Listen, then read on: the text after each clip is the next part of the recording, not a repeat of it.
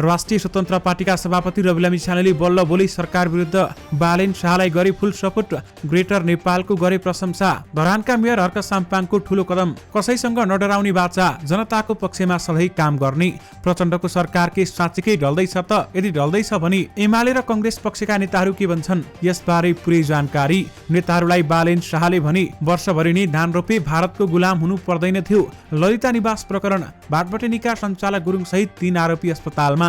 विमानस्थलमा भन्सार एजेन्टले नै चोरे 9 किलो सुन बिक्री गरेर जग्गामा लगानी। आक्रोशित भए गायक प्रकाश सपुत। मानसिक रूपमा विक्षिप्त बनाएको आरोप।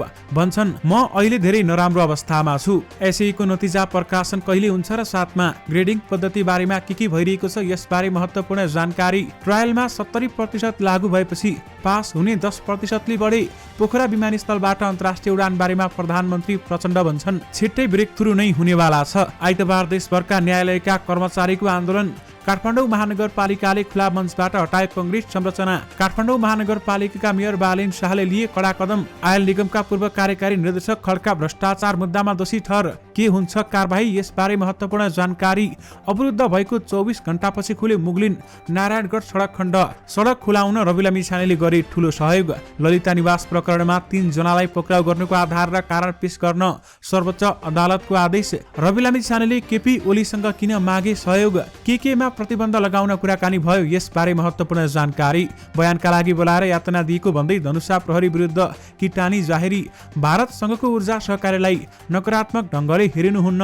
हामी देशका लागि राम्रो काम गर्दैछौँ भन्दै कुलमान घिसिङको भनाई। सत्ता विमुख भएको केही घण्टा नबित्दै कोशी सरकारको नेतृत्वमा फेरि एमालेको दाबी। के कोशीमा एमालेको सरकार फेरि बन्ला त?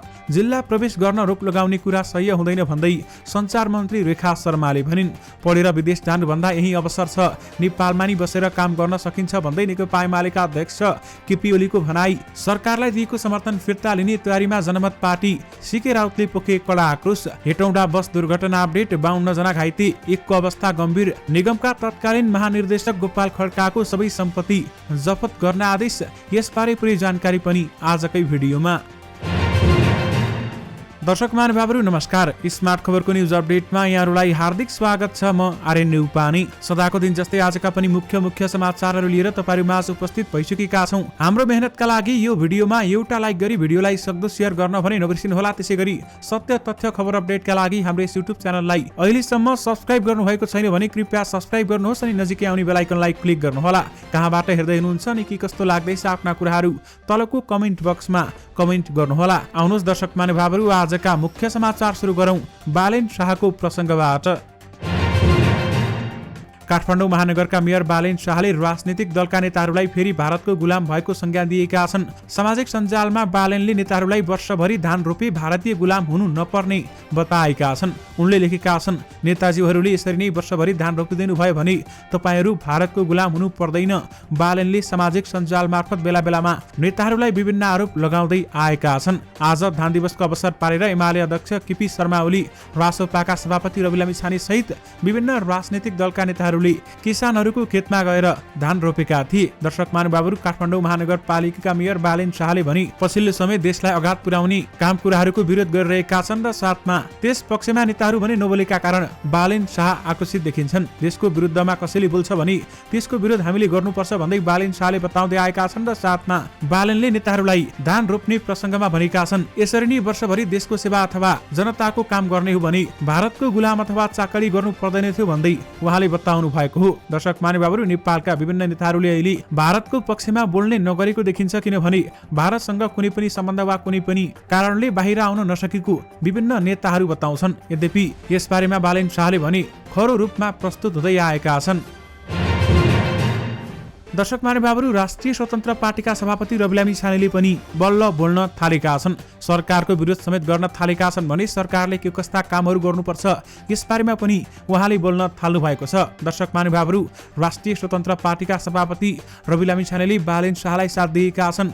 उहाँले उठाएका विषय मुद्दाहरू सबै ठिक छन्। उहाँले नेपाललाई अगाडि पुर्याउने काम जसले गरेको छ बालेन शाहले उहाँको पक्षमा बोलेर ठिक गर्नु भएको छ। उहाँले सदैव अहिलेसम्म राम्रो काम गर्दै आइरहनु भएको छ भन्दै रविलामी छानेली बालेन शाहको प्रशंसा गरेका छन् र साथमा हामी पनि जोडिन्छौँ भन्दै उहाँले बताउनु भएको छ। हामी सबै नयाँ राजनीतिमा जति पनि व्यक्ति आएका छौँ हामी सबै मिलेर जानुपर्छ। चाहे हर्क साम्पाङ होस् या बालेन शाह होस्, चाहे हामी नै किन नहुन्, चाहे अरू नै किन नहुन्, हामी सबै मिलेर जानुपर्छ। नयाँ बीच एउटा फुट ल्याउन खोजिएको छ, त्यो अन्तरलाई हामीले सुल्झाउनु पर्छ। हामीले आफ्ना काम इमानदारीपूर्वक गरिरहेका छौँ र साथमा बालेन शाहले उठाएका सबै विषय ठिक छन् र यसमा जनताले साथ पनि दिनुपर्छ भन्दै उहाँले बताउनु भएको छ। दर्शक महानुभावहरू, राष्ट्रिय स्वतन्त्र पार्टीका सभापति रवि लामिछाने भने केही नेताहरूबाट अहिले असन्तुष्ट छन्। विभिन्न नेताहरूका कार्यकर्ता तथा अन्य व्यक्तिहरूले आफूमाथि गाली गलौज गर्न थालेको भन्दै उनले आक्रोश समेत व्यक्त गर्दै आएका छन्। यद्यपि यसै बीचमा बालेन शाहको भनी खुलेरै प्रशंसा गरेका छन् भने धरानका मेयर हर्क साम्पाङको पनि खुलेरै प्रशंसा गरेका छन्। उहाँले उठाएका विषय अथवा ग्रेटर नेपालको विषय सम्बन्धी, साथमा आदिपुरुष फिल्मको विवाद सम्बन्धी अथवा जानकी भारतकी छोरी हुन् भन्ने विवादमा समेत उहाँले आवाज उठाउनु भएको थियो, त्यो एकदमै राम्रो गर्नु भएको छ भन्दै रवि लामिछानेले बालेन शाहलाई साथ दिएका छन्। दर्शक महानुभावहरू, यसबारेमा तपाईँहरूको धारणा के छ हामीलाई यो भिडियोको कमेन्ट बक्स मार्फत बताउन भने नबिर्सनुहोला। दर्शक महानुभावहरू, धरानका मेयर हर्क साम्पाङले एकदमै ठूलो कदम चालिरहेका छन्। पछिल्लो समय उहाँले गरेका राम्रा कामहरूबाट धरानैवासी समेत खुसी देखिन्छन् र नेपालभरका जनता पनि खुसी देखिन्छन्। उहाँहरूले हाम्रो नेता होस् त यस्तो भन्दै सामाजिक सञ्जालमा धरानका मेयर हर्क साम्पाङको चर्चा हुने गरेको छ र चर्चा गर्न थालेका छन्। हर्क साम्पाङले भने आफू कसैको धम्कीबाट नडराउने अथवा डराउने परेमा जनताबाट डराउने बताएका छन्। म जनताको सांसद हुँ, कुनै पार्टी वा नेताको सांसद होइन। जनताले जे भन्छन् म त्यो मान्नेछु र म त्यो काम गर्नेछु। जनताले नै मलाई मार्ग देखाउनेछन्, म त्यो मार्गमा हिँडिरहनेछु। जुनसुकै पार्टीका नेता तथा कार्यकर्ताले मेरो विरोध गरून् त्यसले मलाई केही फरक पर्दैन। जनताले मेरो साथ दिनुपर्छ, मेरो साथमा सधैँ उभिनुपर्छ। म जनताको पक्षमा काम गर्नेछु। र साथमा उनले अगाडि भनेका छन्, हामी जस्तो फिल्डमा खटिएर काम गर्ने कोही छ, हाम्रो जस्तो कपडा लगाएर काम गर्न जाने कोही छ, हाम्रो जस्तो कपडा लगाएर बाहिर हिँड्ने हिम्मत कसैको छ भन्दै उहाँले बताउनु भएको छ। अहिलेका नेताहरूलाई तपाईँहरूले देखिरहनु भएको छ, सुट बुट लगाएर काला चुल्ला गाडीमा हिँड्ने गरेका छन्। त्यो गाडीमा हिँडेर मेरो विकास अथवा मेरो ठाउँको मैले कदापि विकास गर्न सक्दैन, त्यसैले मैले आफ्नो शैलीलाई यस्तै राख्न चाहन्छु र यसरी नै जनताको सेवा गर्न चाहन्छु। म यसमा घमण्ड गर्न चाहन्न, किनभने जनताले मेरो काम देखेका छन् र जनताले अहिले काम मन पराइरहेका छन्। मैले धरानलाई जे जति दिन सक्छु त्यो म दिन्छु, त्यसबाट म कदापि कहिले पनि पछाडि कसैको धम्कीबाट पछाडि हट्ने छैन भन्दै उहाँले बताउनु भएको छ। यसकारण अगाडिका कामहरूलाई पनि राम्रोसँग साथ सपोर्ट पाए भने म अझै यस्ता कामहरूलाई अगाडि लैजानेछु भन्दै उहाँले बताउनु भएको छ। दर्शक महानुभावहरू, धरानीवासीको मात्र नभई देशभरका व्यक्तिहरूको अथवा देशभरका मानिसहरूको समेत हर्क साम्पाङलाई समर्थन रहेको छ।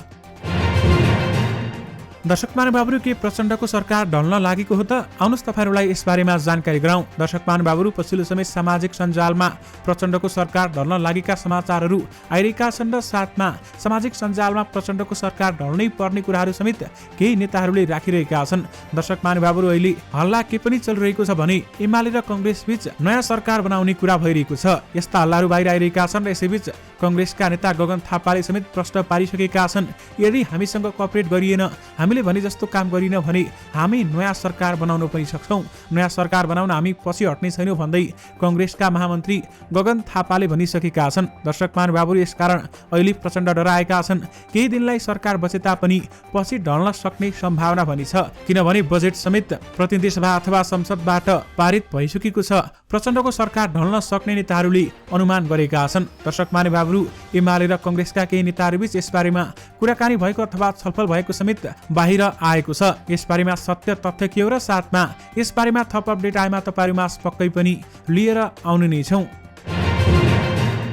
सरकारी लिखित तथा कागजात कृत्य गरेर बालाटार स्थित ललिता निवासको जग्गा हडपिएको प्रकरणमा पक्राउ परेका 4 जना मध्ये 3 जना अस्पताल भर्ना भएका छन्। भाटबटेनी सुपरमार्केटका सञ्चालक मिनबहादुर गुरुङ सहित निर्वाचन आयोगका पूर्व आयुक्त सुधीर कुमार शाह र मालपोत कार्यालयका दिल्ली बजारका पूर्व प्रमुख धर्मप्रसाद गौतम 2042-45 अस्पताल भर्ना भएका हुन्। केन्द्रीय अनुसन्धान ब्युरो CIB स्रोतका अनुसार असार 12 मा पक्राउ परे लगत्तै उनीहरू स्वास्थ्य समस्या देखाएर अस्पताल भर्ना भएका थिए भने प्रहरीका अनुसार शाहीले मेरुदण्ड र प्रोस्टेटको समस्या देखाएका छन् भने गौतमले आफूले लगाइरहेको अक्सिजन नै झिकेर प्रहरीले पक्राउ गरेको दावी गरेका छन्। मेनबहादुरले मुटु र रक्तचाप सम्बन्धी समस्या रहेको बताएका छन्। ब्युरोले पक्राउ गरेका 7 जना मध्ये कलादार देउजा, सुरेन्द्रमान कपाली र भूपेन्द्रमणि केसी सर्वोच्च अदालतको निषेधाज्ञाको आदेश देखाएर त्यसै दिन छुटिसकेका छन्। 3 जना अस्पताल भर्ना भएपछि कर्मचारी गोपाल कार्की मात्रै अहिले सिआइबीको हिरासतमा छन् भने उनी विरुद्ध सरकारी मिसिल नै गायब बनाएर ललिता निवासको जग्गा हडप्न भूमिका खेलेको आरोप रहेको छ। दर्शक महानुभावहरू, अस्पतालमा 3 जना बस्नुले अहिले केही आशंका पैदा गरेको छ। दर्शक महानुभावहरू, 3 जनाले अस्पतालमा बस्न अथवा हिरासतमा नबस्नको लागि यस्तो चाल चलेको हुन सक्ने समेत केही व्यक्तिहरूले आकलन गरेका छन्। यद्यपि यस बारेमा थप अपडेट आएमा तपाईहरुमा पक्कै पनि आउनेछौँ र तपाईहरुलाई यस बारेमा के लाग्छ हामीलाई यो भिडियोको कमेन्ट बक्स मार्फत बताउनु भने नबिर्सनुहोला।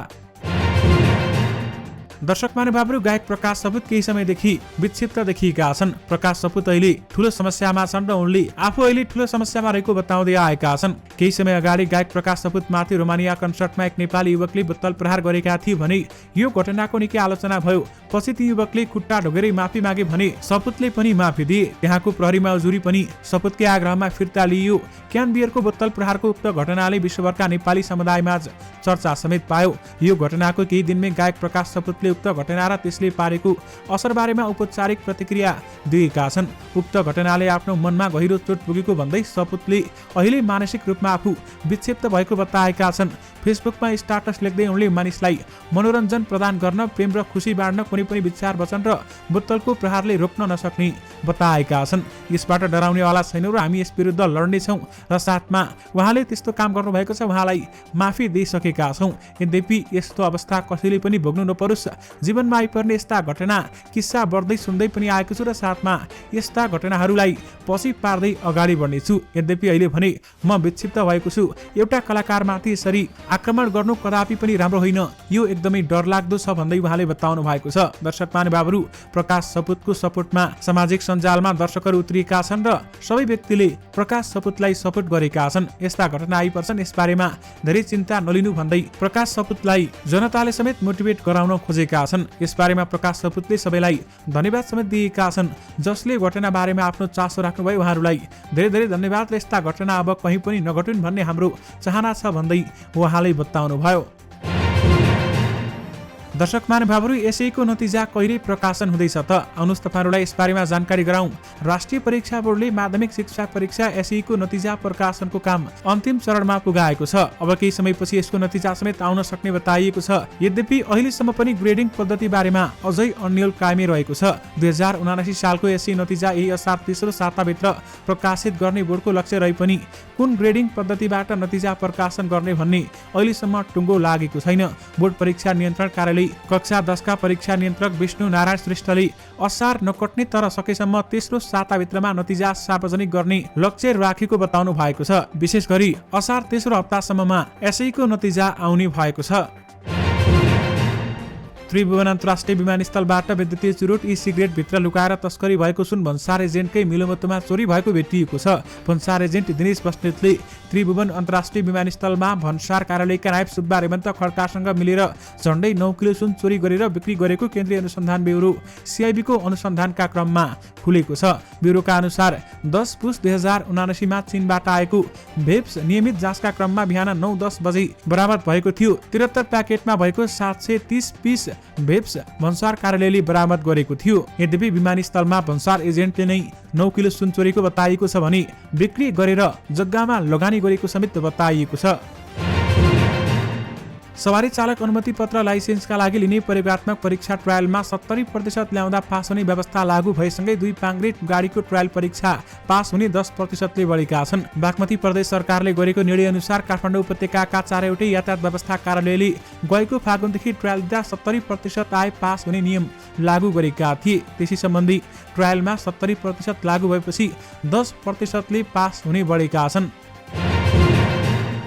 प्रधानमन्त्री पुष्पकमल दाहाल प्रचण्डले पोखरा अन्तर्राष्ट्रिय विमानस्थलबाट अन्तर्राष्ट्रिय उडानको लागि विशेष पहल गर्ने बताएका छन्। पोखरा उद्योग वाणिज्य संघका प्रतिनिधि मण्डलसँग आज भएको भेटमा उनले आफू छिट्टै चीन भ्रमणमा जाने र त्यहाँ उच्च अधिकारीलाई पोखरा एयरपोर्टबाट अन्तर्राष्ट्रिय उडान बारेमा ब्रेक थ्रु हुनेवाला रहेको बताएका छन्। यसबारेमा ब्रेक थ्रु हुन्छ र हामीले यसबारेमा कुराकानी गर्छौं भन्दै उहाँले बताउनुभयो।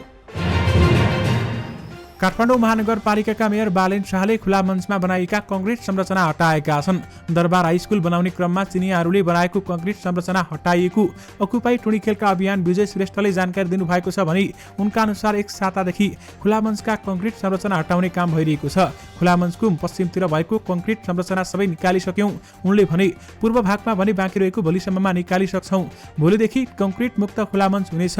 खुला मञ्चबाट निकालिएको कङ्क्रिट कीर्तिपुर नगरपालिकामा पठाउने गरिएको उहाँले बताउनु भएको छ। यस्तै महानगरपालिकाले उक्त कङ्क्रिटले हिलो बाटो पुर्ने काम गरिरहेको छ। 1 वर्ष अघि नै ती कङ्क्रिट संरचना हटाउन खोजे तापनि अहिले सफल भएको श्रेष्ठले बताउनुभयो।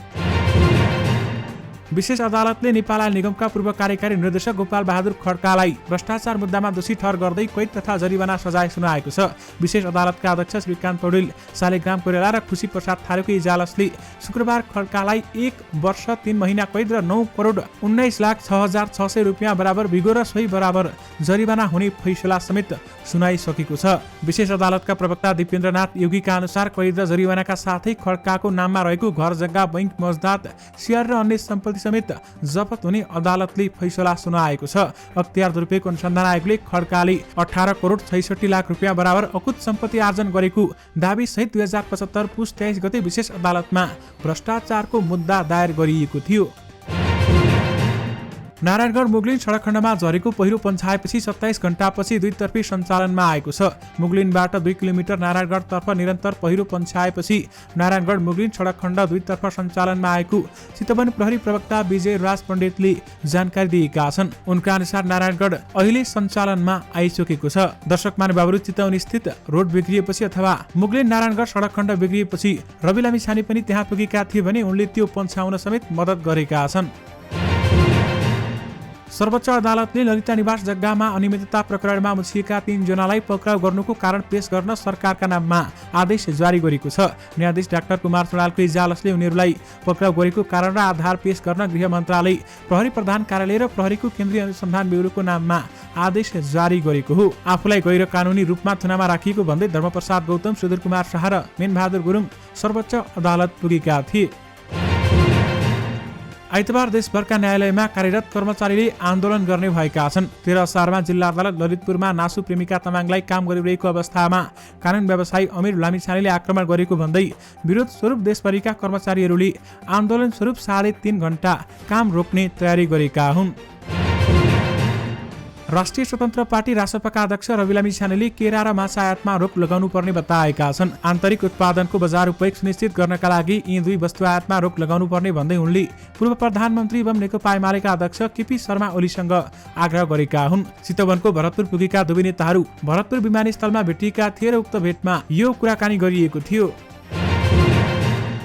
दर्शक महानुभावहरू, नेपाललाई जलविद्युतमा ठूलो लगानी चाहिएको छ। लामो समयदेखि हामी विदेशमा लगानी आउने आशमा बसिरहेका छौं। हाम्रा ठूला परियोजनाको लाइसेन्स लामो समय विदेशी कम्पनीसँगै रहने तर आयोजना नबन्ने समस्या व्याप्त थियो। यद्यपि अहिले भने भारतसँगको ऊर्जा सहकार्य अगाडि बढिरहेको छ र साथमा भारतसँगको ऊर्जा सहकार्यलाई नकारात्मक ढङ्गले नहेरिदिन कुलमान घिसिङले आग्रह गर्नु भएको छ। प्रदेशसभामा एकमत कम भएर विश्वासको मत पाउन नसकेर सत्ताबाट बाहिरिएको नेकपा एमाले पुनः आफ्नै नेतृत्वमा सरकार बन्नुपर्ने माग गरेको छ। यसका लागि शुक्रबार नै प्रदेश प्रमुखको ध्यानाकर्षण गराउँदै एमाले संविधान अनुसार अब पनि सरकारको नेतृत्व आफैले पाउनुपर्ने जिकिर गरेको हो। दर्शक महानुभावहरू, कोशीमा एमालेको सरकार ढलिसकेको छ भने यसबारेमा अहिले विभिन्न नेताहरूले विरोध गर्न थालेका छन् भने केही नेताहरूले सपोर्ट समेत गरेका छन्। अहिले माओवादी र कांग्रेसले नयाँ सरकार बनाउने पनि बताइएको छ। सञ्चार तथा सूचना प्रविधि मन्त्री रेखा शर्माले अधिकारको पक्षमा भन्दैमा कोही पनि व्यक्तिलाई जिल्ला प्रवेश गर्न रोक लगाउने कुरा सरकारलाई सह्य नहुने बताएकी छन्। मन्त्री परिषद बैठकको निर्णय सुनाइसकेपछि सञ्चारकर्मीसँग कुराकानी गर्दै पहिचानको विषयमा नामाकरणको विषयलाई लिएर कोशी प्रदेशमा भइरहेको गतिविधि अराजक रहेको उहाँले बताउनुभयो। नेकपा एमालेका सचिव योगेश कुमार भट्टराईलाई बिहिबार गृह जिल्ला प्रवेश गर्ने क्रममा आक्रमणको प्रयास भएको थियो। सोही विषयलाई लिएर सञ्चार मन्त्री शर्माले यस्तो बताउनु भएको हो। नेकपा एमालेका अध्यक्ष एवं पूर्व प्रधानमन्त्री केपी शर्मा ओलीले शिक्षा हासिल गरिसकेपछि रोजगारीको अवसरका लागि विदेशिनुभन्दा नेपालमा नै अवसर भएको बताएका छन्। कृषि तथा वन विज्ञान विश्वविद्यालयमा आयोजना गरिएको कार्यक्रममा उनले नेपालमा केही हुँदैन भनेर विदेश जानुभन्दा कृषि कर्मबाट अवसर खोज्न सकिने पनि उहाँले बताउनु भएको छ। बजेटप्रति रुष्ट हुँदै संसद बैठकमा उपस्थित नभएको जनमत पार्टीले पुष्पकमल दाहाल प्रचण्ड नेतृत्वको सरकारलाई दिएको समर्थन फिर्ता लिने भएको छ। सरकारले बुधबार बहुमतले बजेट पारित गरेको छ। आर्थिक वर्ष 2080-81 को बजेट विनियोजनप्रति रुष्ट जनमत संसद बैठकमा अनुपस्थित समेत भएको छ। मकवानपुरको हेटौडामा शुक्रबार भएको बस दुर्घटनामा 52 जना घाइते भएका छन्। पूर्व पश्चिम राजमार्ग अन्तर्गत हेटौडा 11 मा अनियन्त्रित भएर बस पल्टिँदा 52 जना घाइते भएको जिल्ला प्रहरी कार्यालय मकवानपुरले जनाएको छ भने 7 मा एकजनाको अवस्था गम्भीर भएको बताइएको छ। सिंघो परिवारका सदस्यलाई बयानको लागि बोलाएर यातना दिएको भन्दै धनुषाका प्रहरी प्रमुख एसपी र डीएसपी सहितका प्रहरी विरुद्ध किटानी जाहेरी परेको छ। आफूलाई प्रहरी कार्यालयमा कुटपिट तथा यातना दिएको भन्दै धनुषाको नगरायन नगरपालिका 8 खिरखिरियाकी 20 वर्षीय मनिषा शाहले जाहेरी पठाएकी हुन्। दर्शक महानुभावहरू, सँगै तपाईँहरूमाझ आजका सबै मुख्य समाचारहरू राखिसकेका छौँ। फेरि पनि तपाईँहरूमाझ नयाँ मुख्य समाचारहरूको साथमा उपस्थित हुने नै छौँ। अहिलेलाई भने मलाई बिदा दिनुहोस्। नमस्कार।